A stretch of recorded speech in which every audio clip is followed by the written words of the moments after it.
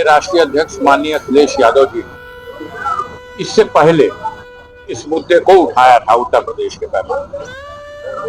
तब चुनाव आयोग ने नोटिस देके कहा था कि आरोप निराधार है, अगर है तो सबूत लाइए और बयान हल्फी के साथ लाइए। 18,000 बयान हल्फियां दी गई हैं। चुनाव आयोग ने कोई एक्शन नहीं लिया, कोई डीएम सस्पेंड नहीं हुआ, कोई निर्वाचन अधिकारी सस्पेंड नहीं हुआ। 18,000 बयान हल्फियों के बाद भी कोई एक्शन नहीं हुआ। सीना जोरी जब कहा जाता है ना, एक पाप छिपा लेने में कोई पापी सफल हो जाता है तो वो उसका हौसला बढ़ता है, वो बार बार पाप करता है। सच्चाई सामने आती जा रही है। हम उम्मीद करते हैं कि देश की जनता भी जागरूक हुई, जनप्रतिनिधियों को भी जागरूक होना पड़ेगा। गांव स्तर पर बूथ के एक एक कार्यकर्ता को, एक एक मतदाता को, जो बाबा साहब भीमराव अम्बेडकर ने संविधान में हमें अधिकार दिया है, उस अधिकार की अगर रक्षा करना है तो खड़ा होना पड़ेगा, अपनी वोटर लिस्ट में अपना नाम चेक करना पड़ेगा और अपना वोट दुरुस्त किया जाए। और सामाजिक कार्यकर्ताओं को देखना पड़ेगा कि अगर किसी घर में हद हो गई ना, एक के घर में 40 मतदाता, 60 मतदाता, एक के बाप के, एक पुत्र के बाप के 40-40 वोटर, वो भी उनकी एज जो लिखी है, एक के साल में 13 ठो जन्म ले लिए। बाहर बाप, बाहर उनकी औलाद। शर्म से चुल्लू भर पानी में चुनाव के ये प्रबंध करने वाले निर्वाचन आयुक्तों को डूब मरना चाहिए, इस्तीफा देना चाहिए और फिर से इस देश में वो कानून वापस लेकर के जनता का आंदोलन इस बात के लिए होना चाहिए कि लिस्ट मत सुधारो, वो कानून बदलो।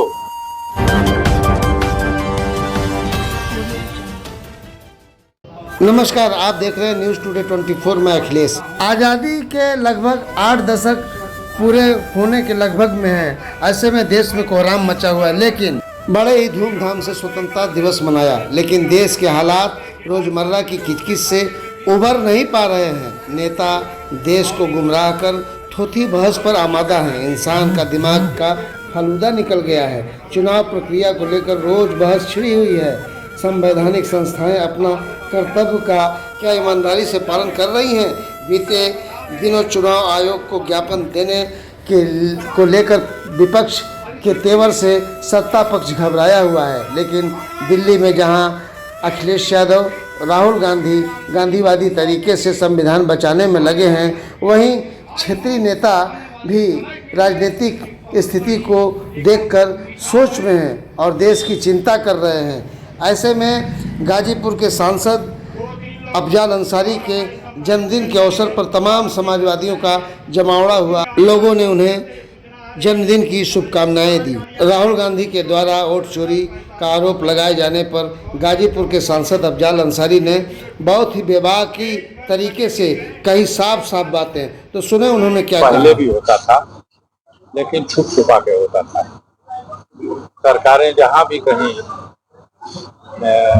खास तौर से जब से मोदी जी की सरकार बनी केंद्र में 2014 में और 2017 में उत्तर प्रदेश में योगी आदित्यनाथ के नेतृत्व में जो सरकार बनी, ये हमेशा लोग सरकारी मशीनरी का दुरुपयोग करके और हर निर्वाचन क्षेत्र में चिन्हित करके ऐसे लोगों के वोट काटते रहे हैं जो स्पष्ट है कि वो भारतीय जनता पार्टी के पक्ष में वोट नहीं करेंगे। अब चुनाव आयोग को भी अपनी ग्रिप में ले लिया और चुनाव आयोग जो एक निष्पक्ष संवैधानिक हमारी संस्था है, दुर्भाग्यपूर्ण परिस्थिति है, उनका कोई कसूर नहीं।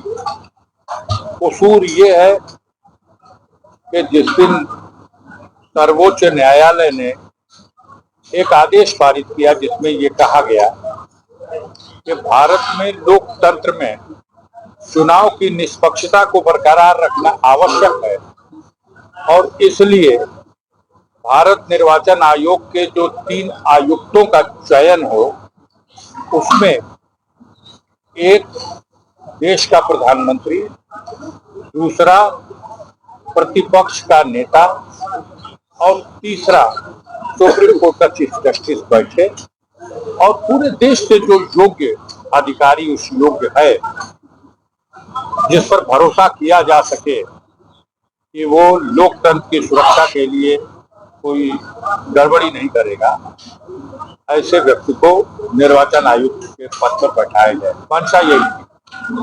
आनंद फानन में भारत सरकार, नरेंद्र मोदी जी की सरकार ने हाउस बुला लिया और हाउस में एक नया कानून बना दिया, बिल पास करा दिया और उस बिल में ही सारा रास्ता बना दिया। ये कोई छुपी हुई चीज नहीं है चोरी बेईमानी की, ये डकैती की चीज।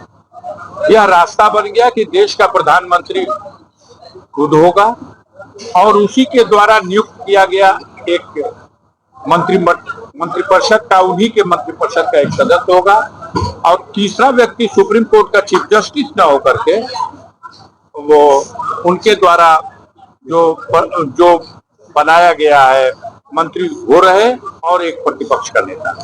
तीन ही आदमी बैठते हैं और निर्वाचन आयुक्त की नियुक्ति होती है। आपको याद होगा एक भारत निर्वाचन आयुक्त का कार्यकाल बाकी था, उन्होंने त्याग पत्र दिया है, दिया गया या लिया गया।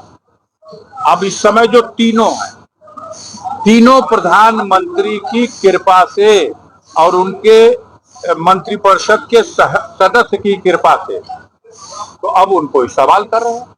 पहले छुप के होता था, डीएम को कह दिया जाता था और एजेंसी को कह दिया जाता था, बीएलओ को डायरेक्शन दिला दिया जाता था और वोट धीरे धीरे काटा जाता था। हर निर्वाचन क्षेत्र में 15,000 20,000 वोट काट दिए जाते थे। अब सीनाजोरी के साथ बिहार के चुनाव के समय पूरी सीनाजोरी के साथ नए सिरे से 8 करोड़ मतदाताओं की वोटर लिस्ट को रिव्यू करने की बात तब जब इसी वर्ष चुनाव होना।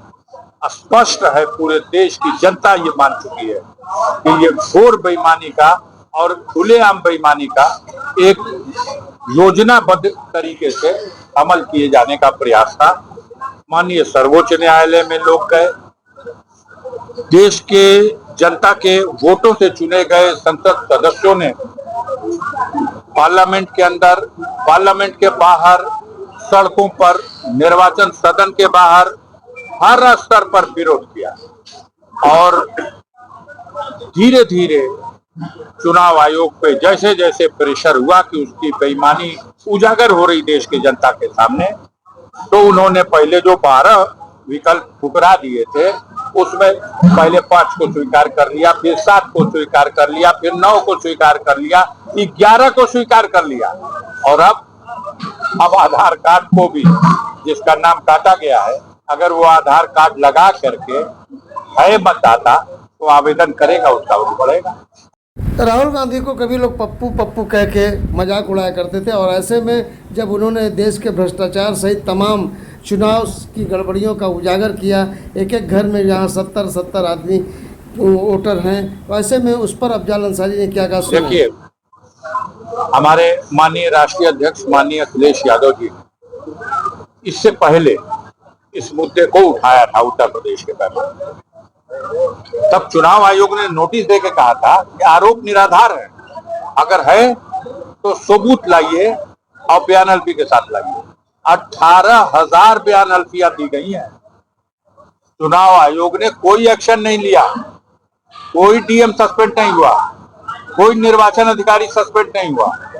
18,000 बयान हल्फियों के बाद भी कोई एक्शन नहीं हुआ। सीनाजोरी जब कहा जाता है ना, एक पाप छिपा लेने में कोई पापी सफल हो जाता है तो वो उसका हौसला बढ़ता है, वो बार बार पाप करता है और फिर उसकी बुद्धि मारी जाती है।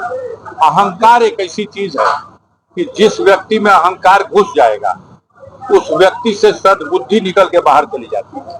तो इनकी बुद्धि भ्रष्ट हुई थी। ये बिहार के चुनाव की जनता के रुख से घबरा गए।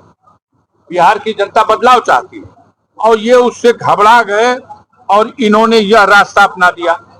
पहले एक नया प्रयोग किया इन्होंने, महाराष्ट्र में चुनाव के समय इनका सफाया होने जा रहा था। 60 लाख मतदाता जोड़ दिए गए, नए जोड़ दिए गए महाराष्ट्र में। और बिहार के चुनाव में पराजय से बचने के लिए 65 लाख मतदाताओं का नाम काट दिया गया। ऐसा अंधेर अगर होगा तो संविधान उन्हें इजाजत नहीं देता। लोकतंत्र की व्यवस्था को बाधित करने के लिए यह जो कुचक्र है, ये सरकार और चुनाव आयोग की मिलीभगत का, ये माननीय सर्वोच्च न्यायालय के सामने भी नकाब हट चुका। परत दर परत सच्चाई सामने आती जा रही है। हम उम्मीद करते हैं कि देश की जनता भी जागरूक हुई, जनप्रतिनिधियों को भी जागरूक होना पड़ेगा।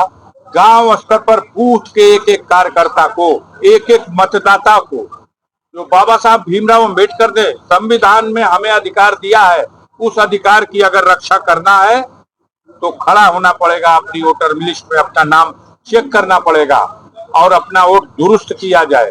और सामाजिक कार्यकर्ताओं को देखना पड़ेगा कि अगर किसी घर में हद हो गई ना, एक के घर में 40 मतदाता, 60 मतदाता, एक के बाप के, एक पुत्र के बाप के 40-40 वोटर, वो भी उनकी एज जो लिखी है, एक के साल में 13 ठो जन्म ले लिए।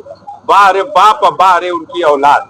शर्म से चुल्लू भर पानी में चुनाव के ये प्रबंध करने वाले निर्वाचन आयुक्तों को डूब मरना चाहिए, इस्तीफा देना चाहिए और फिर से इस देश में वो कानून वापस लेकर के जनता का आंदोलन इस बात के लिए होना चाहिए कि लिस्ट मत सुधारो, वो कानून बदलो। जैसे किसानों के खिलाफ 3 काले कानून आए थे और जनता लामबंद हुई, वो काले कानून वापस हुए, वैसे ये काला कानून है, महाकाला कानून है, इसको वापस होना चाहिए। जिसमें होना ये चाहिए कि सुप्रीम कोर्ट का चीफ जस्टिस, देश का प्रधानमंत्री और प्रतिपक्ष का नेता, ये तीनों बैठ के निर्वाचन आयुक्तों की नियुक्ति करेंगे तो न के बराबर संभावना होगी इस तरह की बेईमानी। समाजवादी अपने राष्ट्रीय अध्यक्ष अखिलेश यादव के हौसले से गदगद है और इस बार 27 में चप्पे चप्पे पर पैनी निगाह रखेंगे। साथ ही जनता का भी रुख बदलेगा, ये तो वक्त बताएगा। टीम न्यूज़ टुडे 24 बने रहे ऐसी ताज़ा तरीन खबरों के लिए। नमस्कार।